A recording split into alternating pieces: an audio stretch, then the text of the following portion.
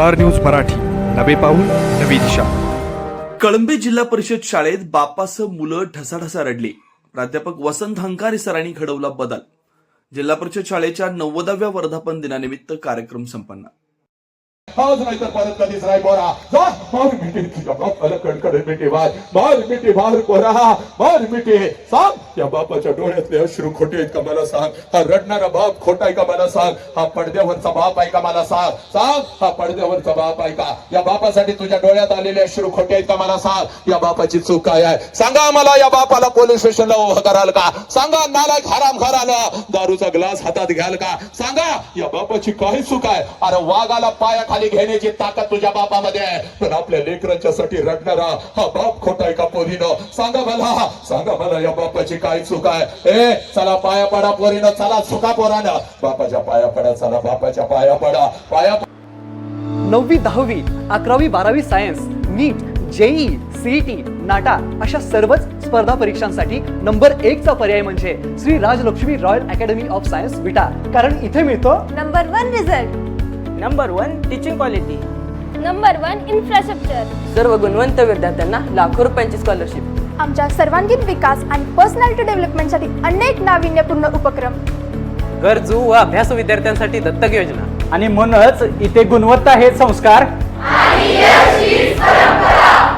आपल्या पाल्याच्या उज्ज्वल भविष्यासाठी आजच निश्चित करा त्याचा प्रवेश Shri Rajlakshmi royal academy of science Vita येथे.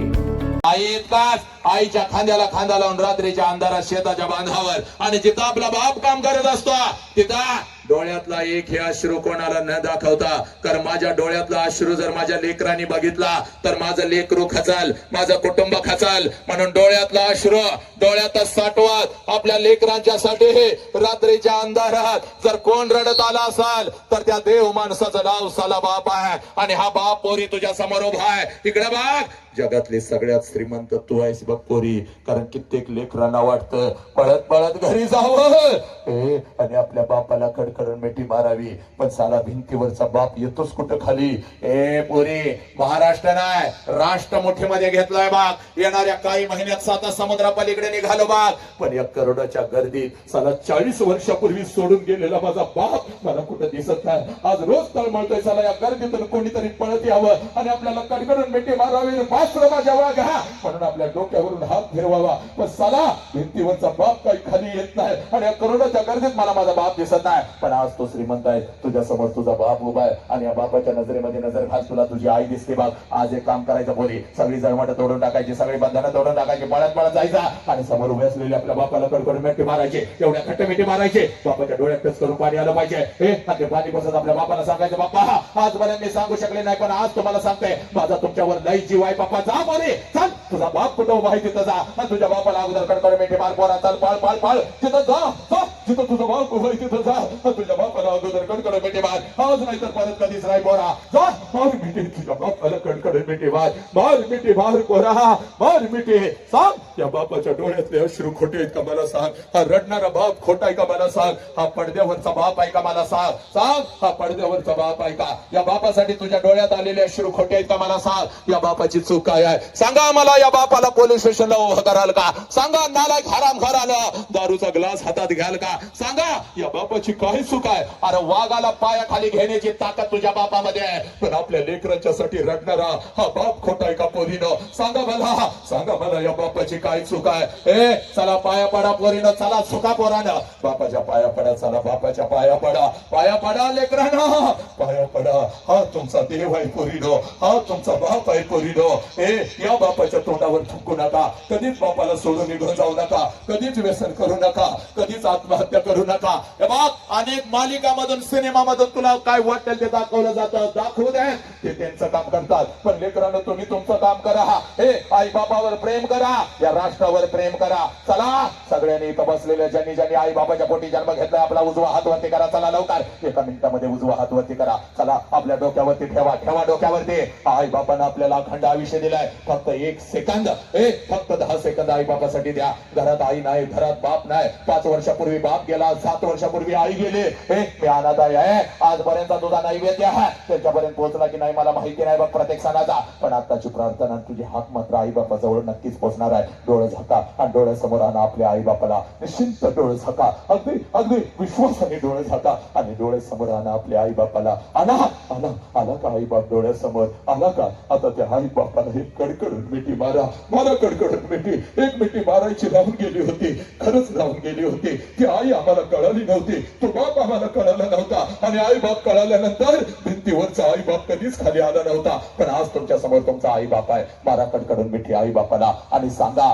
आमचा तुमच्यावर लई जीव आहे. हे पोरीनं सांगा घरातल्या बापाला मी आत्महत्या करणार नाही, मी कधीच कुठल्या खोट्या प्रेमाच्या जाळ्यामध्ये फसणार नाही. पोरानं सांगा बापाला मी व्यसन करणार नाही, माझा तुमच्यावर लई जीव आहे. घ्या शपथ.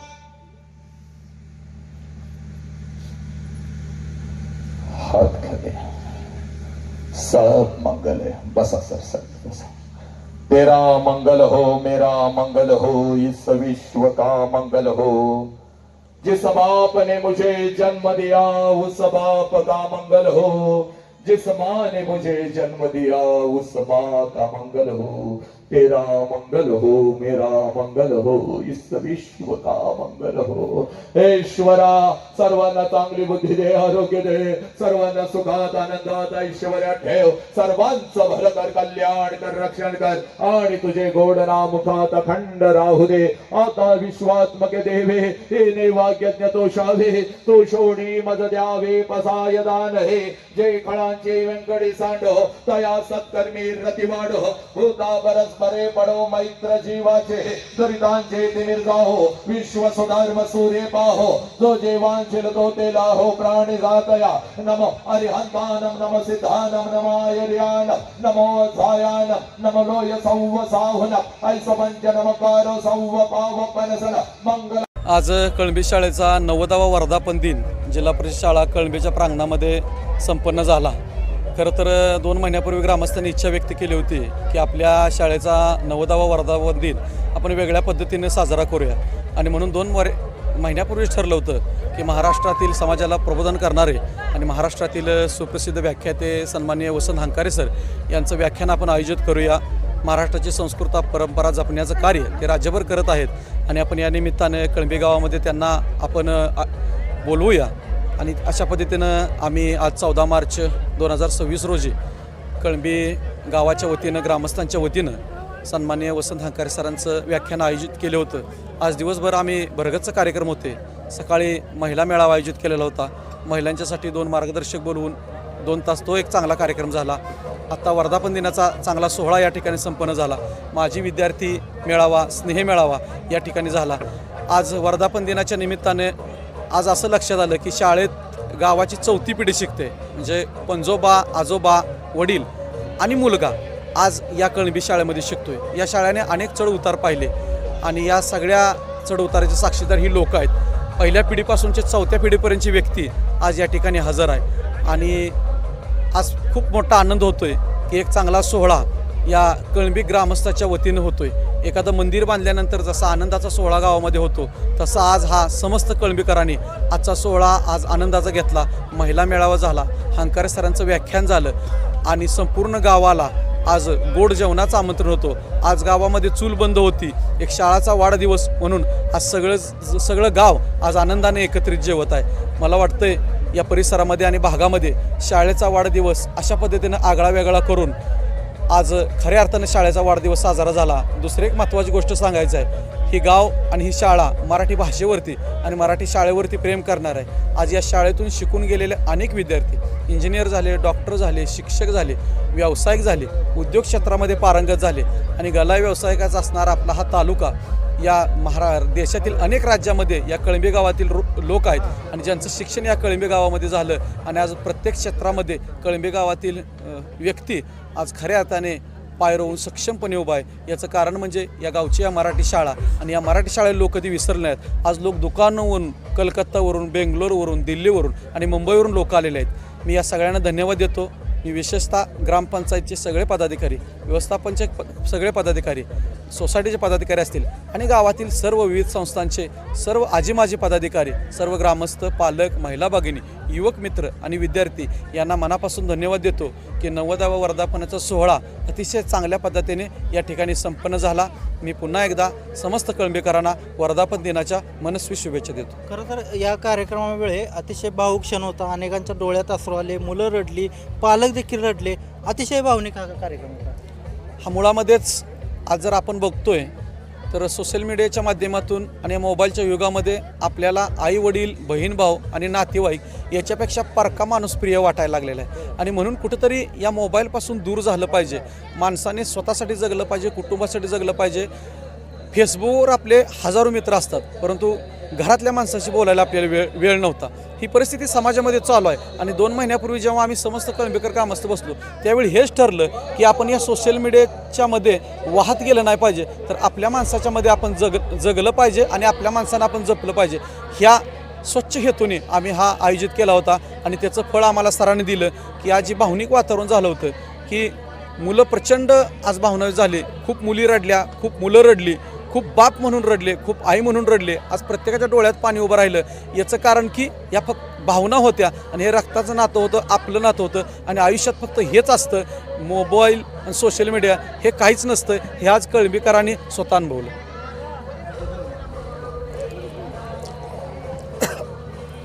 नमस्कार. आज कळंबी गावामध्ये जिल्हा परिषद शाळा कळंबी याचा 90वा वर्धापन दिन आयोजित केला. आणि हा वर्धापन दिन आयोजित करत असताना प्रबोधनकार वसंत हंकारे सर यांना या ठिकाणी निमंत्रित केलं. आज आपल्या महाराष्ट्र राज्यामध्ये, आपल्या मायभूमीमध्ये प्रथमतः आपली जिल्हा परिषद शाळा टिकली पाहिजे आणि वाचली पाहिजे. आणि या मातीमधून आपली भविष्याची पिढी तयार झाली पाहिजे. आणि ही पिढी तयार होत असताना आपल्या या पिढीमध्ये आई आणि वडील यांना कधीही या पिढीने विसरलं नाही पाहिजे. आज प्रबोधनकार वसंत हंकारे सर यांनी प्रत्येक माय आणि प्रत्येक बाप याबाबत जे प्रबोधन केलं त्यामध्ये उपस्थित असणारे सर्व लहानापासून थोरापर्यंत सर्वांच्या डोळ्यामध्ये अश्रू आलं. आणि हे अश्रू येत असताना त्यांच्यामध्ये एक भावी जीवनासाठी एक उर्मी तयार झाली की आपण जे आज या नवीन युगामध्ये मोबाईलच्या माध्यमातून खोट्या नाट्या प्रेमापोटी आपल्या स्वतःच्या रक्ताच्या नात्याला विसरत आहे आणि चुकीच्या मार्गावरती पाऊल पडणार आहे, यापासून परावृत्त होण्यासाठी खरोखरच या सरांचं प्रबोधन फार मोलाचं ठरणार आहे. आणि आज हा कार्यक्रम या ठिकाणी आमचे सर संतोष जगताप सर आणि कळंबी गावचे सर्व आमचे ग्रामपंचायतचे सरपंच, सर्व सदस्य, त्याचबरोबर कळंबी गावचे आमचे सोसायटी चेअरमन, त्याबरोबर असणारे सर्व सदस्य, त्याचबरोबर प्रतिष्ठित सर्व आमचे गावचे सर्व सहकारी, त्याचबरोबर सर्व युवकांनी, त्याचबरोबर आमचे शाळा व्यवस्थापन कमिटी यांच्या विचारातून हा एक आगळावेगळा कार्यक्रम आणि शाळेचा वाढदिवस आणि वर्धापन दिन अतिशय उत्साहात या ठिकाणी आयोजित केला. आणि या ठिकाणी हा उत्साह होत असताना आपल्या या समाजाला एक नवीन दिशा, एक प्रेरणा यामधून खरोखरच मिळालेली आहे. आणि हा कार्यक्रम अतिशय चांगला आणि नियोजन केल्याबद्दल आम्ही सर्व ग्रामस्थांच्या वतीनं संतोष जगताप सर, त्यांच्याबरोबर कांबळे सर आणि त्याचबरोबर कुंभार सर यांचं या ठिकाणी आम्ही सर्वांनी आभार या ठिकाणी व्यक्त केलं. आणि इथून पुढं आपल्या या जिल्हा परिषद शाळा ही टिकली पाहिजे यासाठी संदेश संपूर्ण महाराष्ट्रभर घ्यावा, या एवढंच मी या ठिकाणी मनोगत व्यक्त करतो. आज जर बघितलं तर पालक म्हणून तुम्ही या ठिकाणी उपस्थित होता. खरं तर अतिशय भावूक झाला, तर तुमच्या डोळ्यात अश्रू होतं, मुलं तुमच्या खुशीत होती, काय वाटलं? एक पालक म्हणून, आता आई वडील म्हणून मी त्यांचं सगळं पालनपोषण करतो. मी माझ्या आईवडिलांचं तितकंच प्रेमाने पालनपोषण करतो. कारण जसं मलाही वाटतं माझ्या आईवडिलांनी माझं पालनपोषण कुठल्या तरी हालाकीच्या ह्याच्यातून केलेलं होतं. खूप गरिबीतून आम्ही बाहेर पडलो होतो.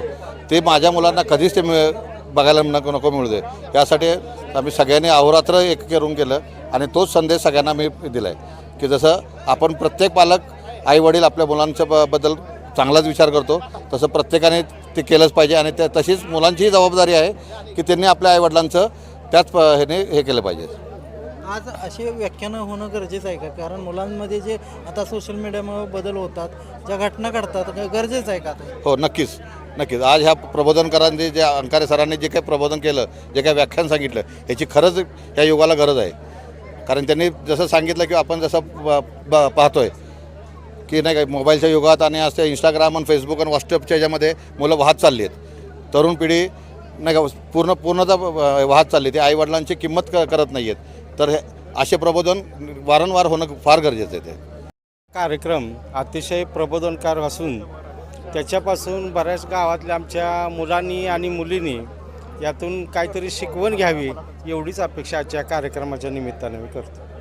च्या कळंबी गावातील शाळेचा 90वा वर्धापन दिन सर्व गावकऱ्यांच्या तसेच सर्व सहकाऱ्यांच्या सहयोगातून अतिशय उत्साहात साजरा झाला. इथून पुढेही सर्वसामान्य तसेच मोठ्याने गावातील मराठी शाळेला आपली मुले पाठवून मराठी शाळा ज्या आता लोप पावत चाललेत त्याची प्रगती कशी होईल व शाळेचा पटसंख्या कशी वाढत जाईल हा या वर्धापन दिनी संकल्प करावा. इथून पुढे मराठी शाळेला जास्तीत जास्त प्रोत्साहन म्हणून आपली मुले मराठी शाळेत घालावीत हेच या वर्धापन दिनी मी अपेक्षा व्यक्त करतो. सर, आणि आमच्या कळंबी शाळेचं काम एक नंबर त्यांनी केलेलं आहे. शाळा अगदी पाहिजे तसे किंवा इतर शाळेच्या मानानं आमची शाळा योग्यतेरित्या चालवली. जगताप सर हे एक नंबर गुरुजी असल्यामुळं एवढं आमच्या शाळेला चांगलं महत्त्व दिलं किंवा हो कार्यक्रम त्यांचा अंकारे सरांचा झाला तो अगदी लहान थोर अगदी म्हाताऱ्या माणसापर्यंत त्यांनी अगदी चांगले भाषण दिलं. त्याबद्दल आम्ही सगळे आभारी आहोत. आमची शाळा 1936 साली स्थापन झालेली शाळा आहे. फारच त्या काळामध्ये 2 खोल्यामध्ये ही भरणारी शाळा, 2 खोल्या आणि कुठं देवळामध्ये कुठं भाड्याच्या घरामध्ये ही भरणारी शाळा, तालमीत भरणारी काही वर्ग तालमीत भरायची अशी ही शाळा. या शाळेला आज मोठ्या प्रमाणात वैभव प्राप्त झालेला आहे. गावातील अनेक ग्रामस्थांनी जी मुंबईमध्ये जे आमच्या गावची जी खोली होती 2 खोल्यापैकी 1 खोली विकून या शाळेला इमारत नाही, ग्राउंड नाही म्हणून या शाळेसाठी साधारणपणे 1 एकर 2 गुंठ्याची ही जागा घेऊन या ठिकाणी मोठ्या प्रमाणात ही आपली इमारत बांधली आणि या शाळेमध्ये गावातील अनेक मुलं चांगलं शिक्षण घेत आहेत. त्याचबरोबर या शाळेमध्ये चांगले शिक्षक आले, चांगले शिक्षक प्राप्त झाले आणि त्यामुळे या शाळेला चांगलं वैभव प्राप्त झालेलं आहे. आत्ताच या शाळेमध्ये जे संतोष जगताप सर म्हणून आहेत ते फारच म्हणजे ऑलराऊंडर असा माणूस आहेत, शिक्षक आहेत. फार चांगल्या तळमळीने शिकवतात आणि त्याचबरोबर अनेक उपक्रम या शाळेमध्ये राबवून ही शाळा आमची प्रगतीपथावर नेलेली आहे. आत्ताच आमच्या शाळेचा सांगली जिल्ह्यामध्ये स्वच्छ आणि हरित विद्यालयामध्ये प्रथम क्रमांक आलेला आणि ती राज्यस्तरावर ती शाळा पात्र झालेली आहे. असे हे चांगले शिक्षक आमच्या शाळेला लाभले याबद्दल त्या शिक्षकांचं मी खूप आभार मानतो आणि गावाचं खरं तर